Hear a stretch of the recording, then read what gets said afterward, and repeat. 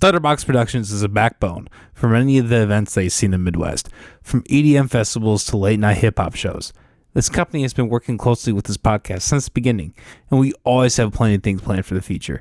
So, if you're looking to plan your next Get Gear event, head over to their Facebook page to learn more today.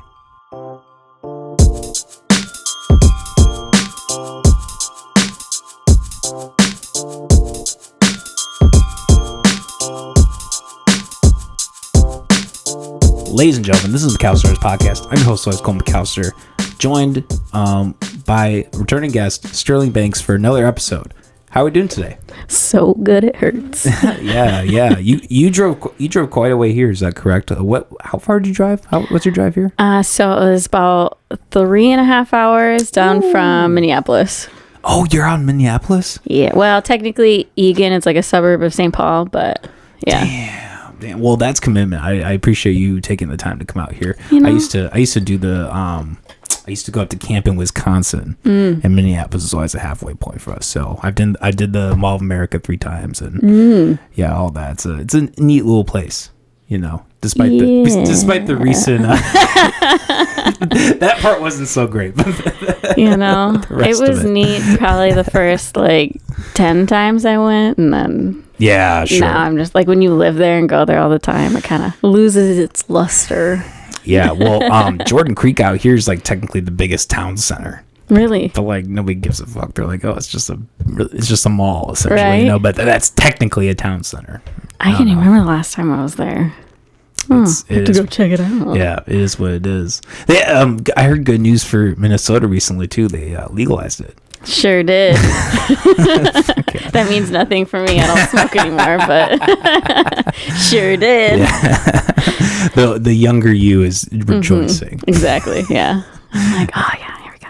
Yeah. Hopefully it happens here. It'll probably be another decade before that happens, but I feel like it'll happen sooner. You think so? Yeah. I hope so. Actually, well, not with Kim Reynolds. Well, that's the thing. This movie I'm working on with her, part of me's kind of hoping, I kind of hope they don't legalize it, so I could still put this on a timer. Exactly. Relevant, you know? No, legalize it 100%. So you have a recent a new project that's coming in the works. When's that dropping, and what's the project called? July 7th. Okay. I lied. July 5th. I'm doing a festival July 7th. There's a lot of July dates happening. July 5th. Okay. The album is dropping. It's called 30, and I wonder what it's about.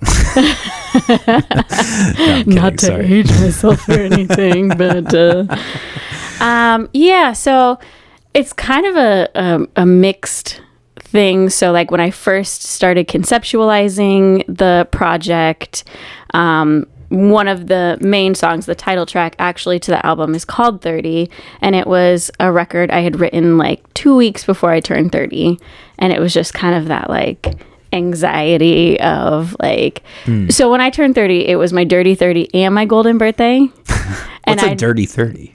When you turn 30. Oh, okay, that's just the way it is. Nothing special. I thought it was a special kind of 30.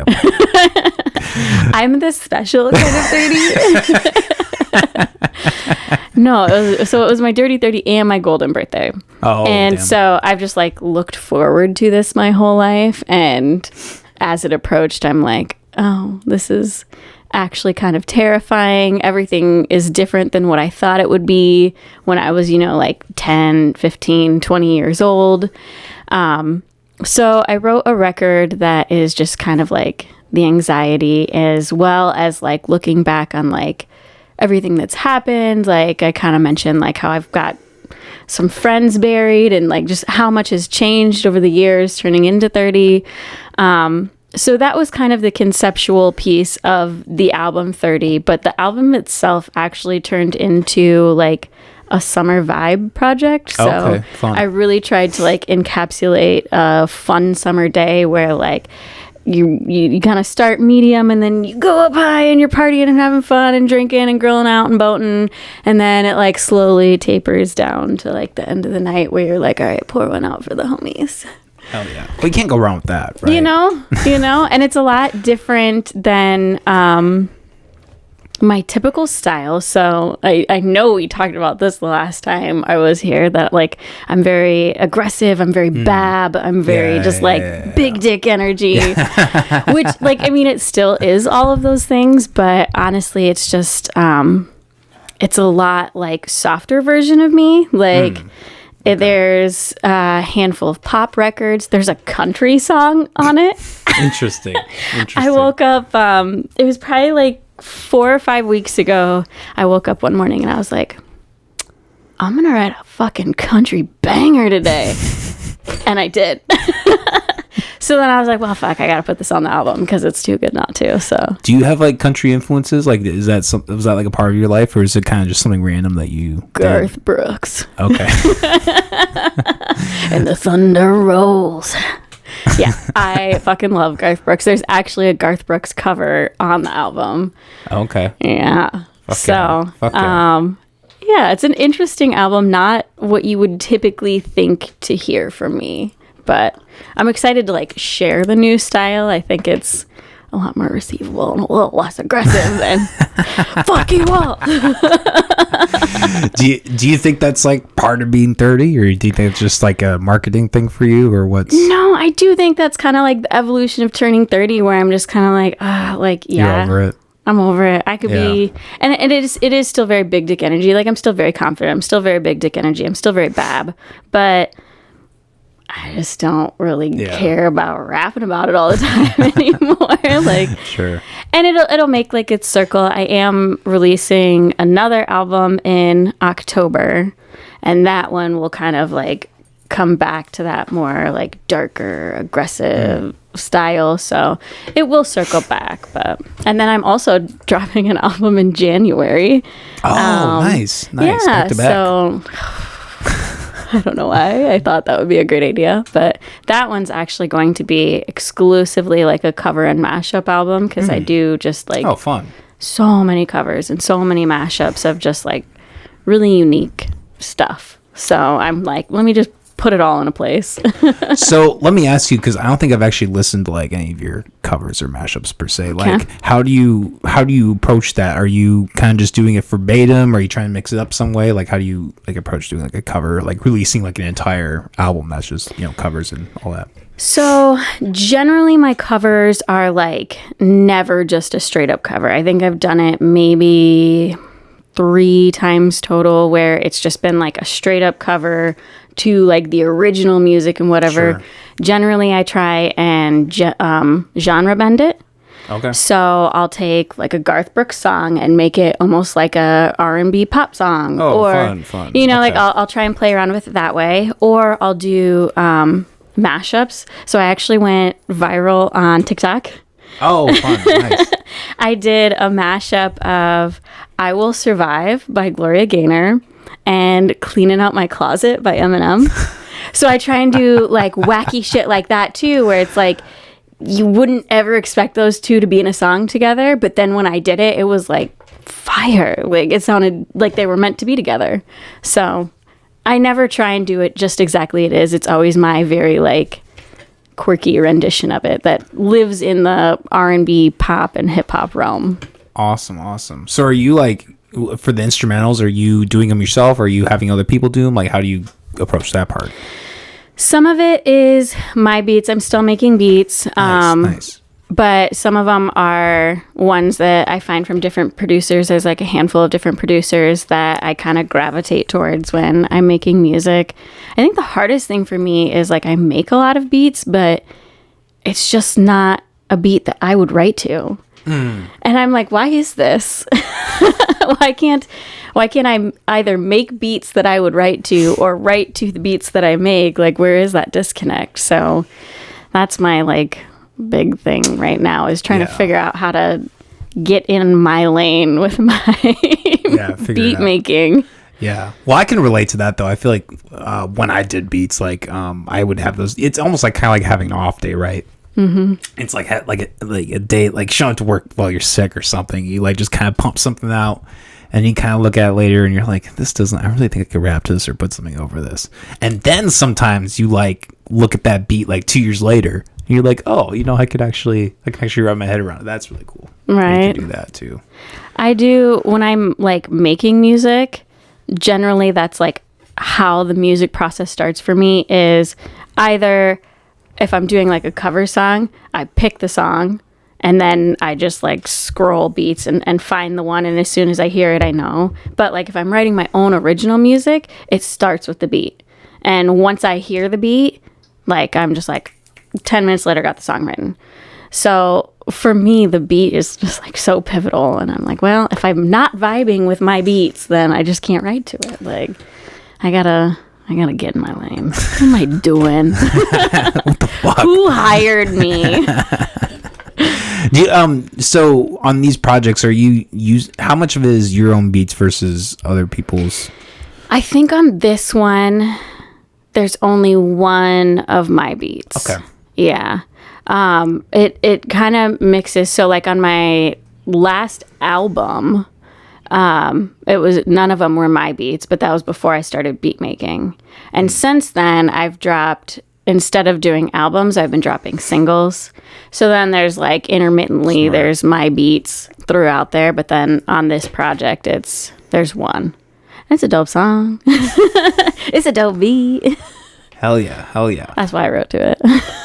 Yeah. Well, I love what you're doing. You got a great voice, and everything that I've heard of yours is on point. So you're doing great. I love it. Thank you. I'm trying out here. Yeah, for sure. You said you had a lot going on this summer, like show wise and all that. I saw you posted on Instagram. You have like a whole calendar worth of things you're doing. What's your year look like? So next weekend I am playing Pain Fest in Payne, not like Sterling Stop Pain Fest, you know. That would be interesting. I have to clarify that because people are like Stabby Sterling. So I'm like clarifying. No, Payne Pain Fest. That's in St. Paul. So I'm playing at Cadence Records. That's at Cadence Records. And then the following weekend after that, we are power shooting 3 music videos for the album. We have 1 already done. And then that weekend, we're shooting 3 more. And then July 5th, the album drops. The 7th, I'm performing Jimmy Palooza.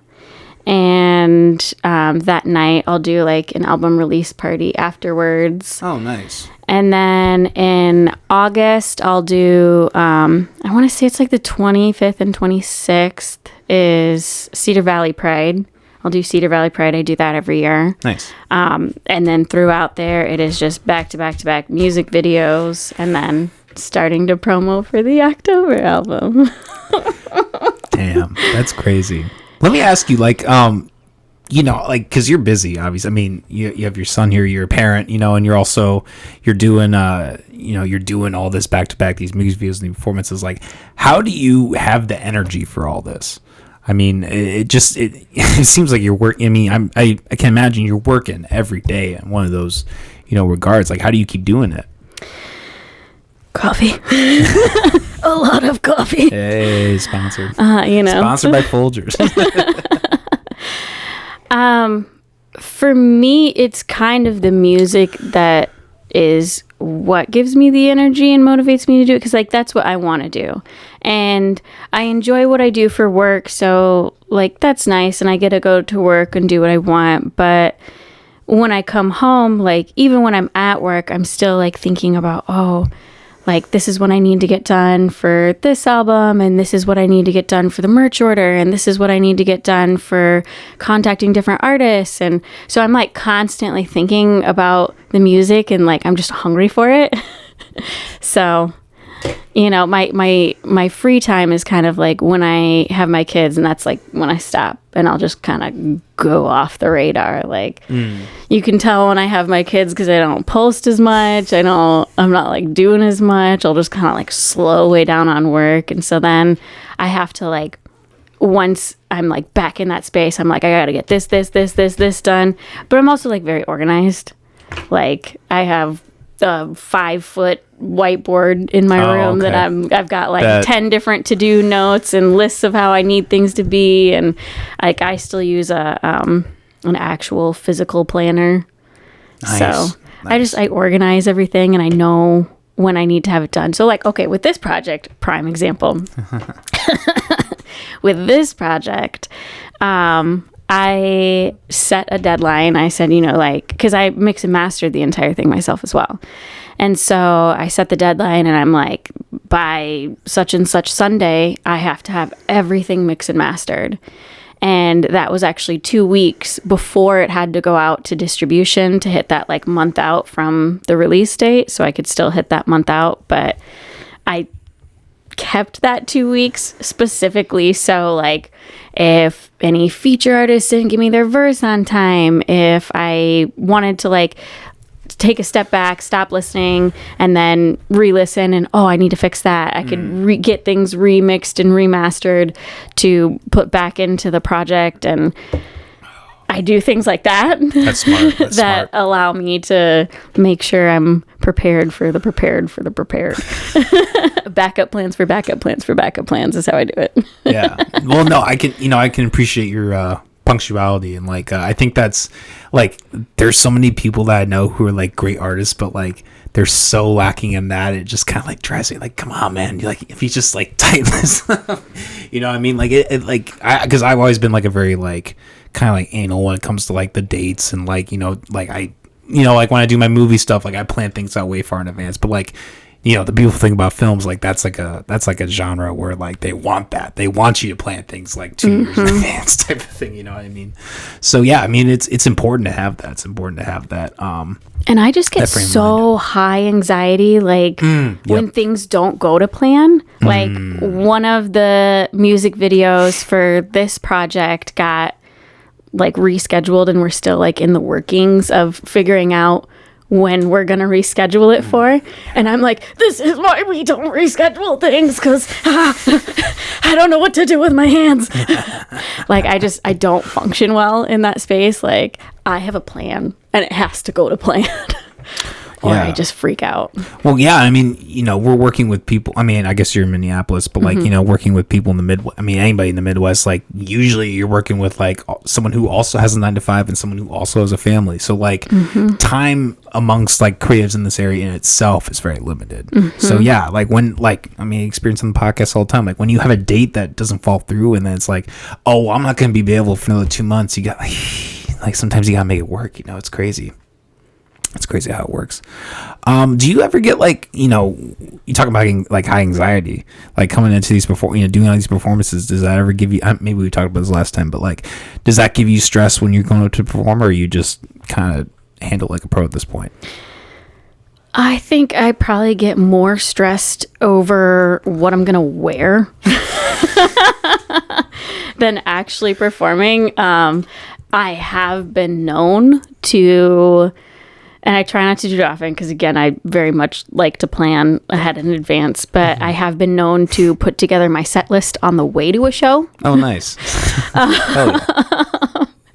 So performing, not so much. But I've been like on the stage performing basically like since I was born. Like I started piano when I was 4 or 5 years old. Oh, so wow. I've been doing like piano recitals. I was in like school choir. I was in like the church choir and the church bell choir. And yeah, I was in the bell choir. I was one of them. That's fun. Just all that different stuff, like the school talent shows, like all that kind of stuff. Like I've always been on the stage. And then even with music specifically, like when I turned 18, I started a duo. I was in a band for a long time. I was in a disco band for a while. Like I've just been performing that it doesn't really stress me out anymore. I'm like, what's the worst that could happen? Like fall off the stage, I've probably done that. Damn. So it doesn't really bother me anymore. So you've just always had this drive to perform. Clearly, I mean, since seeing as you've wanted to do it from a really young age. I mean, I guess you kind of already said, but like, what about it exactly like gives you like makes you want to keep coming back to it? Is it shallow to say that I enjoy being on a stage in front of people? Like, is that is it the attention? Maybe is that? I don't know. I don't know. Shallow's the right word. I don't know. Shallow's the right word. Yeah. I'm not sure what the actual word for it is, but you're talking to a guy who named a podcast after himself, so you're okay. You're okay. I feel like when I'm making music and I'm thinking about like putting together my set lists and stuff, I have thought out sets for like if I made it big time and I was like selling out arenas and there was like hundreds of thousands of people and I had all of these like light technicians and this whole crew of people putting on my show, like I've already envisioned what it looked like. At this moment is when that light is gonna pop right here, and then two other are gonna pop out, and my backup dancers are gonna be there, and then we're all gonna be like I have envisioned these things. It is like manifesting, I'm manifesting it. So I feel like, I don't know, like it just, that excites me, like being on stage and putting on, I think it's the performance, like putting on such a phenomenal performance that people are like, holy shit, like, wow. I've been to quite a bit of like live music. I've been to quite a bit of like local live music. I've been to quite a bit of like famous people's shows and stuff. I will say like one of my favorite shows that I ever went to was a Macklemore concert. Like, and I know that sounds super cheesy, like Macklemore, but he was so good, like with the crowd, like incorporating the crowd, but it was still like such a good performance. Like that's kind of what I like to see and like what I want to embody when I'm performing. Like there's no bigger pet peeve of mine than when people like hop up on stage and just like kind of mumble rap over their track. Like, pull your lead vocals off. What are you doing? You're not even performing. If I was going to listen to your record, I would have just gone to Spotify and listened to your record. Like, I don't need to hear you, like, yelling over the record. Yeah. You're describing half the Iowa Hip Hop Showcase. Called out. Come see me. I will do my entire set a cappella. Let's go. Yeah, I agree with the whole, like, there's a whole, like, train of thought about, like, playing your track and, like, rapping over your track. But I've always been someone's, like, I'll have the core. I would, like, when I performed, I would have the chorus. Because, like, that kind of makes sense. He, like, gives you a break, you know, and it kind of feels like there's something behind you. But, like, with the verse, like, yeah, like, give yourself that space and let yourself shine. Like, I think a lot of people... Exactly. Well... I mean, let's be frank. What a lot of people do is they get too shit-faced to perform. And they just like, I don't get it. I don't get it. I can't drink before I perform because I'm like, I see people that'll even like live perform like without their vocals on the record. They'll live perform and they'll just be hammered drunk, and I'm like, how? I can't even like I can't spit that many words out when I'm drunk. I just can't. But see, I had to drink when I performed. It was like an anxiety thing. Like I had to have a minimum of like 2 drinks in my system to like get on stage. I usually have like maybe 1 full drink, possibly a shot, but I just don't like drink that heavily anymore. So it's usually like I'll get a drink before I go on stage, and I'm still drinking it while I'm on stage. Like I haven't even finished it yet.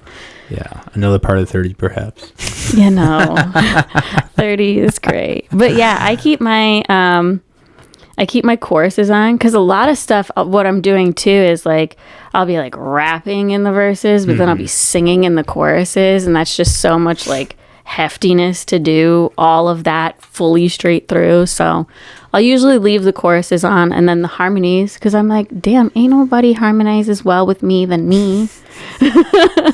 That's a lie. I just don't have backup singers yet. We'll get you there. We'll get you know, anybody who's looking, hit me up. Let me go back to, you probably hate me still keep bringing this up, but, you know, talking about your album, you know, talking about 30. Okay, How do you compare, like, I don't know, look back a decade. Like, how do you compare yourself 10 years ago from now in terms of both, like, your artistry and, like, who you are as a person? Well, I guess if I had to describe 20-year-old me in one word, it would be trash. I think that's what has excited me the most about music. I think I've evolved substantially in the music realm. Even from like the debut album Disassembly to this album, I feel like the evolution of sound from there to now is just like, so I definitely think there's a major glow up there. However, I will say, so I was like pretty party animal when I was pretty young. And then I had this beautiful bouncing boy right here. I had him when I was 20. So that was kind of like the time that I started to settle down, where I wasn't like, oh, drugs and partying. Okay, I don't give a fuck about anything. And I'm like, no, hey, I'm going to be at home with my kid. Like, good luck with whatever y'all are doing over there. So that's when I started like slowing down and settling down. But I think that just the life experiences that I've had from the time that I was 20 to the time now has also created like a mental glow up. I think I mean, I kind of weave in and out of this like really stone cold hearted bitch to like this really sweet girl. And I feel like I'm kind of like going back into that sweet girl vibes. And I'm like, I like that, you know? So I think there's been a good mental evolution that's happened over the last decade. Ugh. I'm so old. Well, shit, I'm almost 28, so I'm not too far behind you. You know, and it feels old some days, but like at the same time, like my mom is 70. Like I'm not even old. Like I'm not even half her age that she is right now, you know? So I feel like there's still a lot to go. And I feel like for an old soul, I'm very young spirited. We were at my apartment building the other day, and my landlady was coming to check on something, and she's like, so who is this? Is this like your brother or your cousin? And I was like, no, that's my son. And she was like, what? How old is he? Well, he's 10. She's like, what? I'm like, well, I'm 30. And she was like, what? Like, I know, I'm gonna look great. Yeah, right? Y'all are gonna be like wrinkly and gross, and I'm gonna be over here popping still. So that's the perks of that. Yeah, well, that's something to that's something good to get right, to fucking, you know, be called that. Yeah, shit. I mean, people think I'm like 21. Oh yeah, like I get that. I don't know how I feel about that. I just kind of, I don't know. I think maybe it's different for a man than a woman. I don't know. I feel like we wanted to look older. Maybe. Yeah. Yeah. It's opposite for women. However, I didn't learn until like last year that you had to be 21 to buy tobacco products now.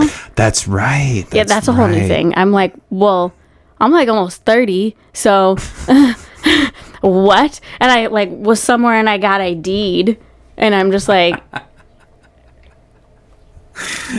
what? And they're like, yeah, you got to be 21. Like, yeah, you have tattoos all over, but like you got to be 21. And I'm like, well, are you saying I don't look 21 yet? Like, hey, okay. I mean, fuck 20-year-old me. We went over that, but awesome, I guess. Isn't that crazy that it's gone up that far? Yeah, I was like, how did I get this old without knowing that was a thing? Did you hear what they're trying to do in California? I don't know if it actually passed or not. They're trying to make it so like anyone born after 2001 can't buy cigarettes. So like that age of 21 just like keeps. So like eventually people will be like 29, they won't be able to buy cigarettes because it's after that year. So they're basically trying to make cigarettes illegal by like grandfathering out. Am I following? Yeah, basically. I mean, I'm not mad. I think that was all right. I have a rant for this. Okay. I think that was the biggest jokes on me of my lifetime, was like 14-year-old rebel me was hanging out with the older kids and like smoking cigarettes to be cool and shit. And then I turned 18 and I'm like, well, fuck. Now I'm actually addicted. Yep. Now I'm 30 and I'm like, I don't ever really smoke cigarettes anymore. I go on and off of the vapes. Like I'll be able to quit for a while. But the problem is when like you hang out with somebody else that vapes. Yeah. It starts slow, but then it creeps back in. For cigarettes, I'm not really there anymore. Like That's good. Every once in a while when I'm like really, really drunk, I'll crave a cigarette. Yeah. You know, but that's like the only time that I want a cigarette. Other than that, I'm like, no, pass. Because they smell bad and they taste bad and there's that. So I smoked for about 5.5 years. So yeah, I totally feel all that. Eventually I just got sick of it. I was just, because if you get to a point where it smells awful, like you have to deal with people, like you have to deal with the whole stigma of like being a cigarette smoker. I don't know. And like, I still have like the occasional cigar. And like after smoking a cigar, I could never go back to cigarettes. Like I would just go chain smoke cigars. Like if I were to like just go into a full blown pets his cat in his turnaround leather chair. Yeah, my jaw's disrespect me on my daughter's wedding day. My jaw's gonna fall off from the cancer.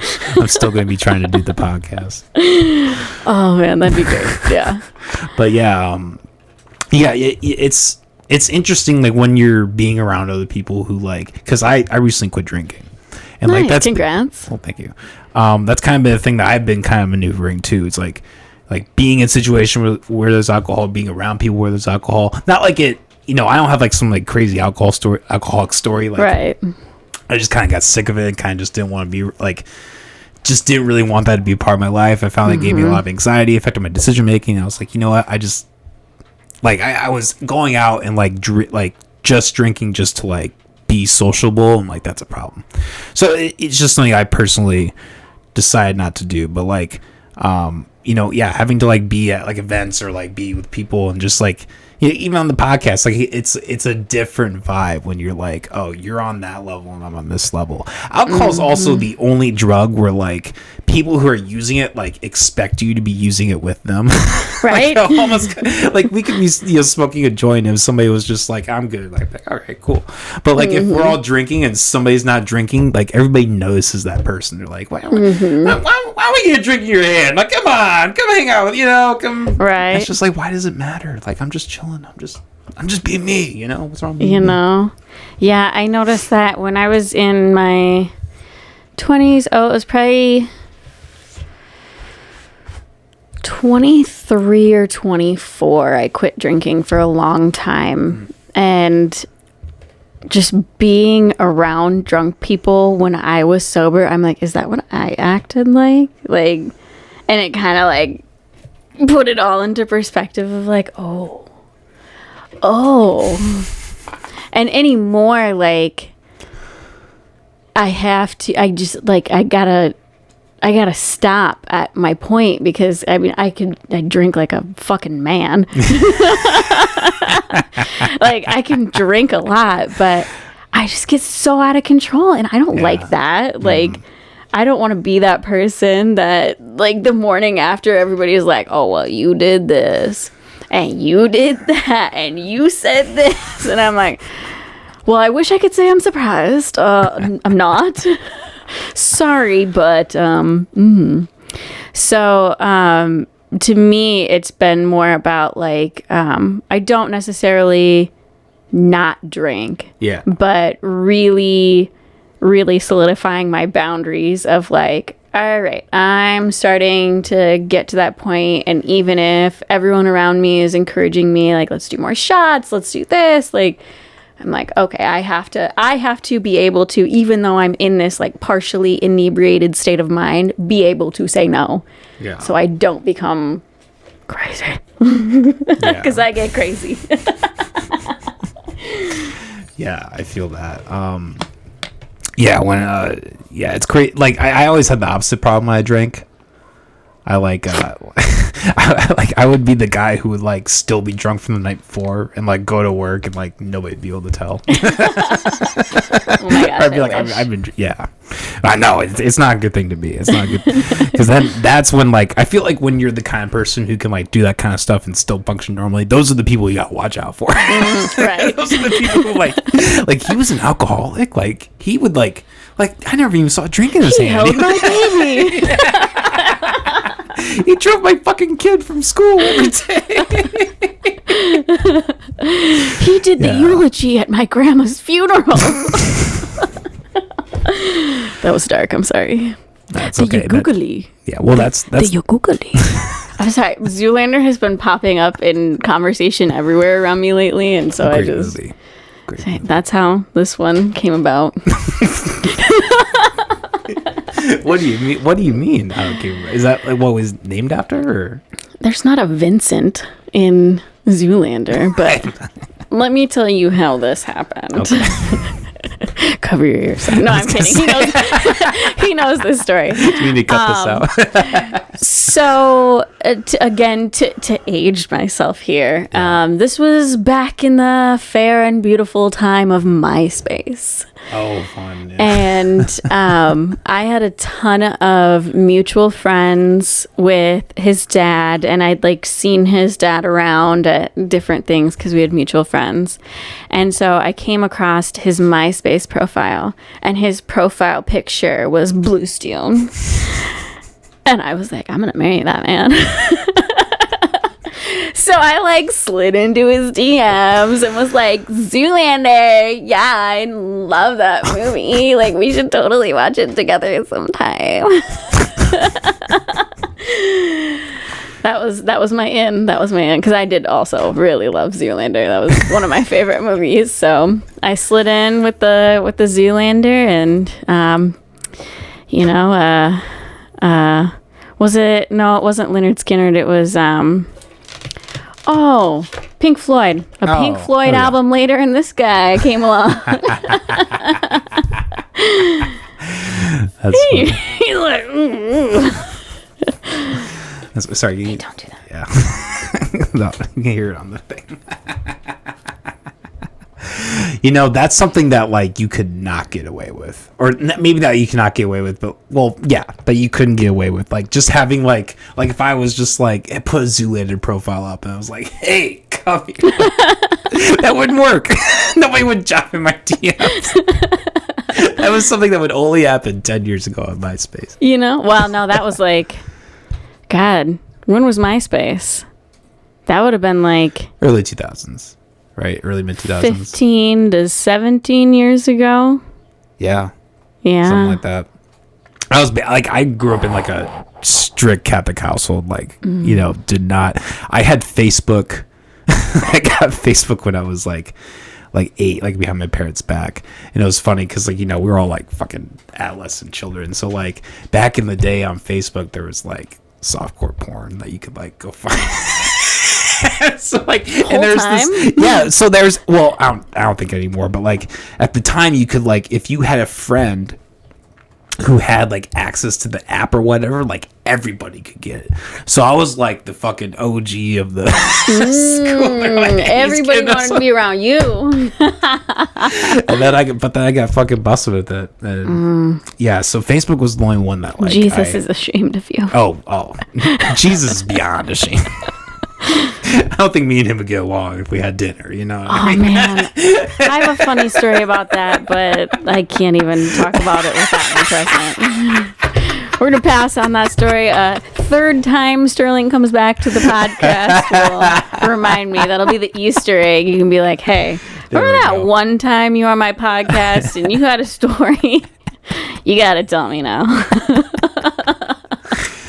That's funny. Do you have any advice to people who are, speaking of like parenting, like do you have any advice to people who are like looking to be parents or thinking about being parents? Be financially prepared. Wear a condom. Like spend either $2 or $100,000. It's expensive, and I feel like with both my kids, that's been one of the biggest obstacles, is not even necessarily that like kids themselves are expensive. Like their clothes aren't necessarily more expensive than my clothes, or their schooling isn't more expensive than my schooling, or they don't eat more food than me. It's not that they're necessarily expensive, but it puts you in a really expensive situation. Yeah, it's an extra mouth to feed. You know, well, it puts you in an expensive situation just because like you don't have the lack of responsibility, the free time. Like I spend a lot of time with my kids that like I can't work during that time because I don't work from home or anything like that. So like I can't spend that time working, or you know, like it's such a big financial obligation to take on, and I feel like that's been the biggest obstacle with both my kids, especially when you look at like I'm a single parent, so trying to cohesively do that with somebody else, it doesn't always pan out to be the most cohesive thing, and that gets expensive and difficult. So I would say my best advice see a woman she's like, fuck you, Mom. I would say the finances, just being ready, you know, and making sure the best advice that was given to me, and this is honestly one of the reasons that my son's dad and I are such phenomenal co-parents together, is because some advice was given to me before Vincent was born. And she said to me, children will like bring out all of the cracks in your relationship. And it's not like a bad thing. It's not like, oh, kids are going to ruin your relationship. But if there are cracks in your foundation, children will show that.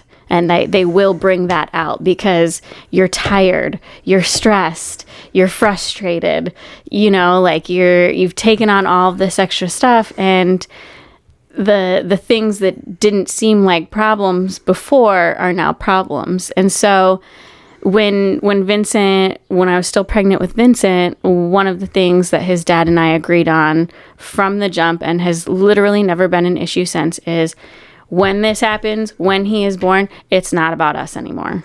It's about him. It's not about our feelings towards each other. And like we're normal human beings. We fight occasionally. We don't always agree on everything. But on the flip side of that, you know, like we've never gone to court. We've never done a formal custody agreement. We've never done child support. We spend time together every week as a family.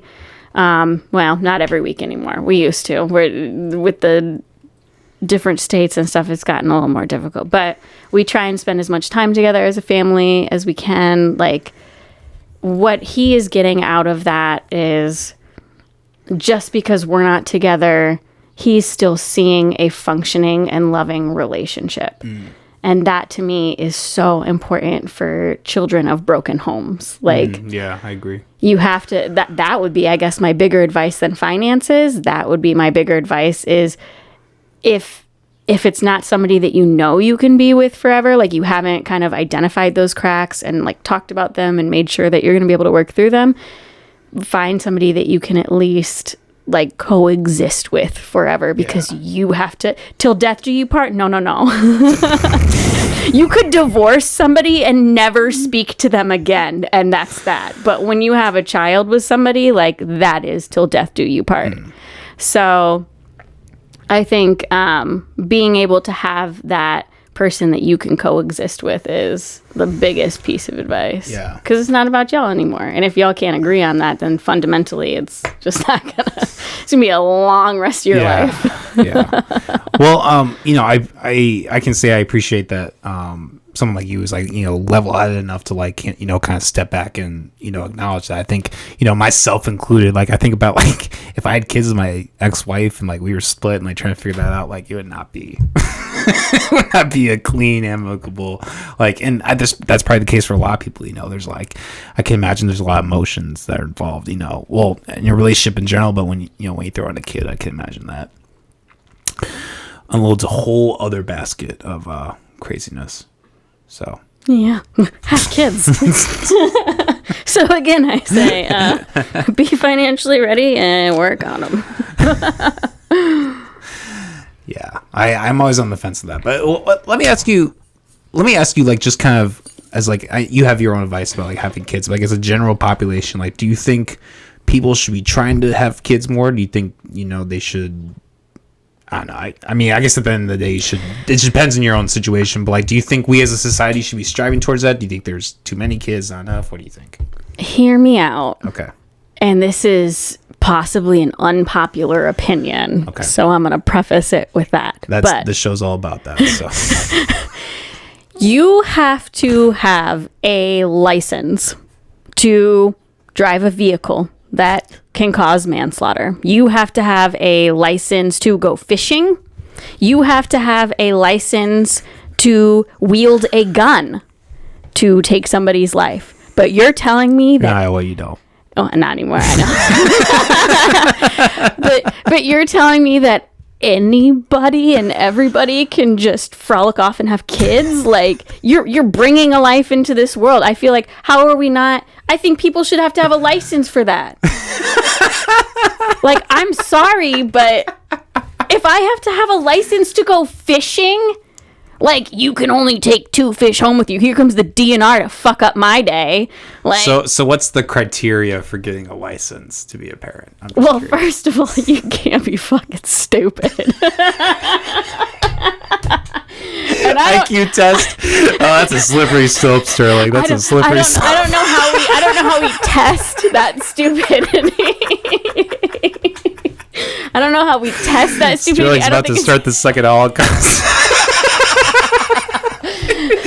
If you're below 90, you're fucked. I don't know how we test stupidity. We gotta like come up with some kind of test, but that's fucking hilarious.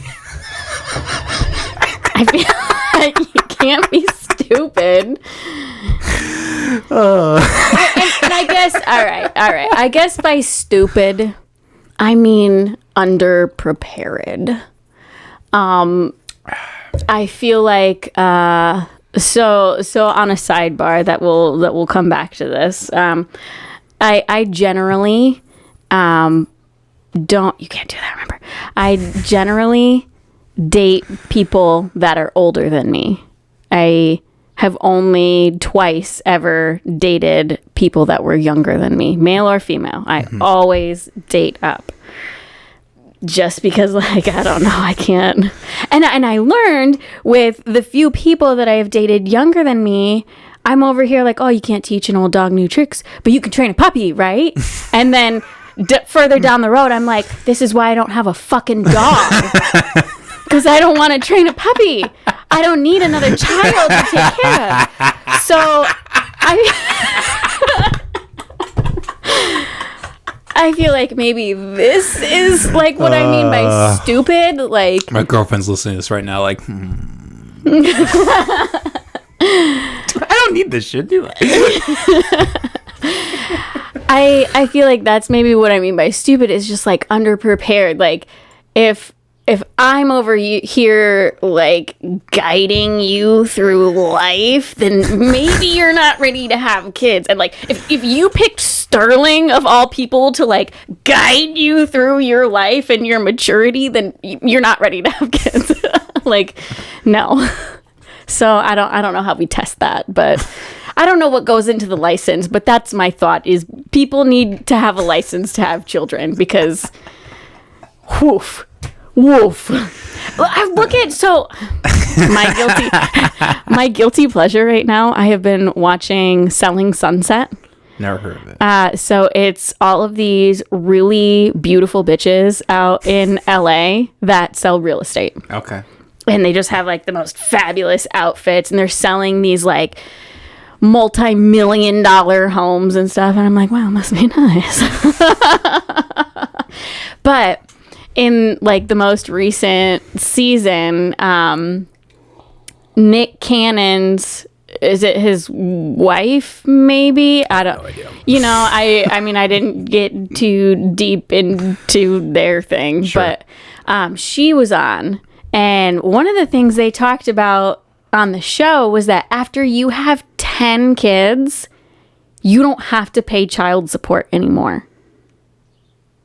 Like, I'm like, wait, what? Like, why are we incentivizing people to have like an excessive amount of children? Oh, yeah.